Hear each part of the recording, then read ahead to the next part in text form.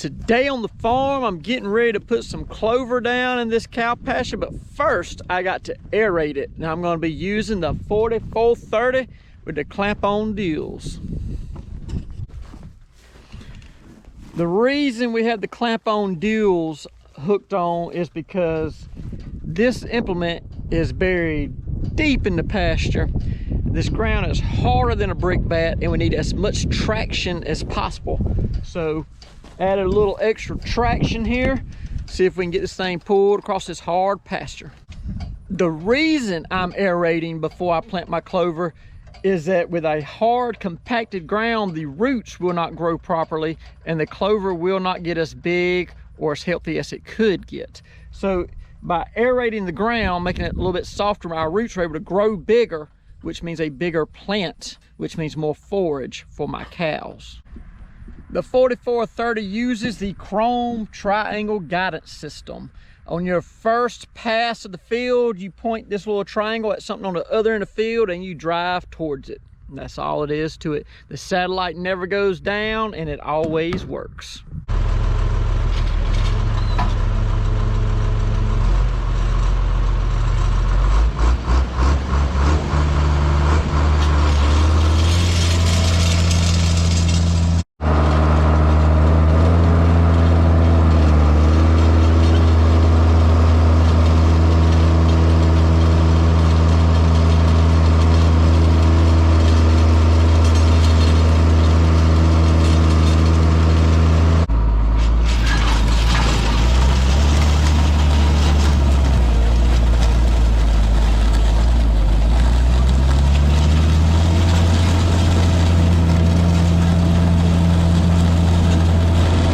I was able to get the pasture aerated last night. We got rain early this morning. We're getting a little bit more rain now, but now we're going to put some crimson clover in that pasture.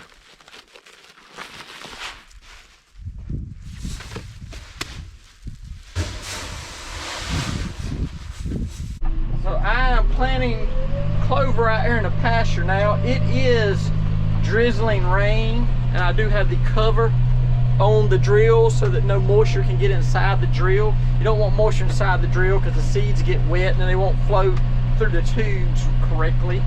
You want them to stay nice and dry in there, but there's moisture out here on the ground, there's moisture falling, and that is typically when I plant my pasture. Whenever I'm going to plant clover, and we have planted clover every year for the last, I think 4 years in a row, 4 or 5 years in a row, I planted clover during the winter.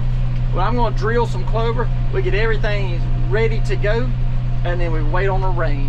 And when it rains, we fall in here, usually in the rain or moments before the rain, and we drill clover. The reason I'm drilling clover in my pasture is when my winter grazing runs out, my grass will still be about 2 weeks to 2.5 weeks from turning green. So in March, when my grazing's all played out, this grass will still be dead. But this clover will be at its prime at that time and will provide my cows a little bit of forage until the grass greens back up.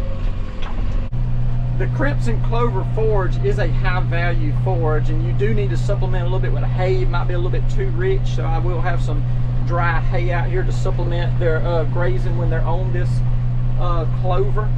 But the clover also is a dual purpose crop. It's not only going to provide me with a little bit of grazing. The clover that we let fully mature and die out here will incorporate itself into the ground in the form of fertilizer.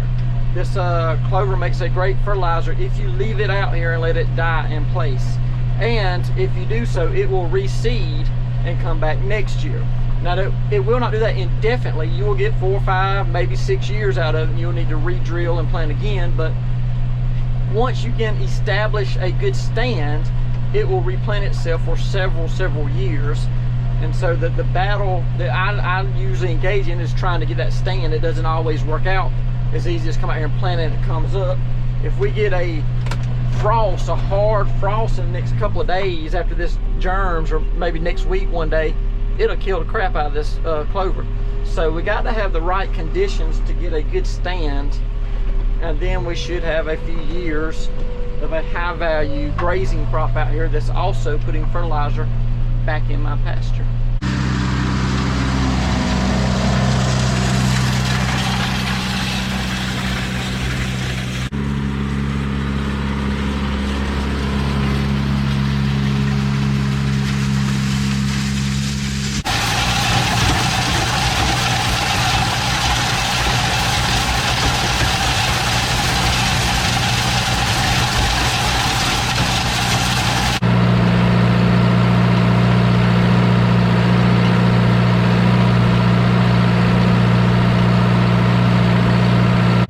I'm also planting clover in the pecan orchard, but it's not for the reason that you think it is.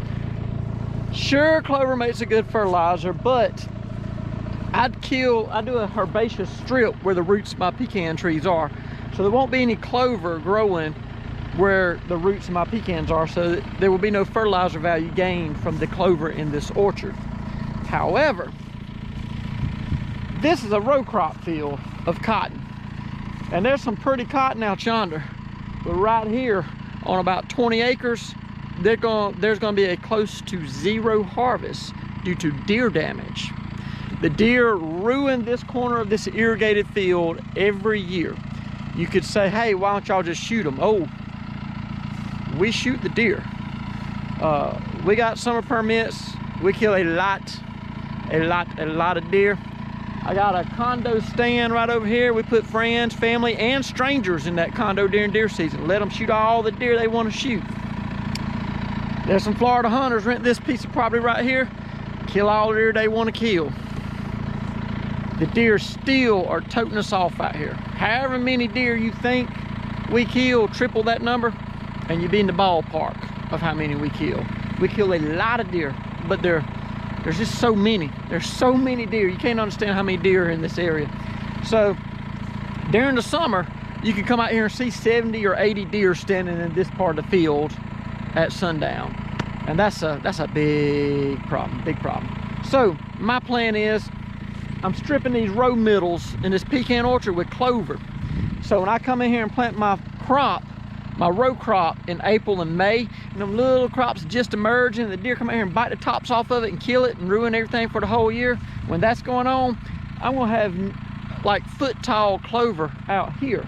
So instead of going out there and biting the tops off of my cotton or pawing up my peanuts, there'll be a beautiful clover food plot in these row middles of this pecan orchard, and that will deter the deer enough time to let my crop take off and get started.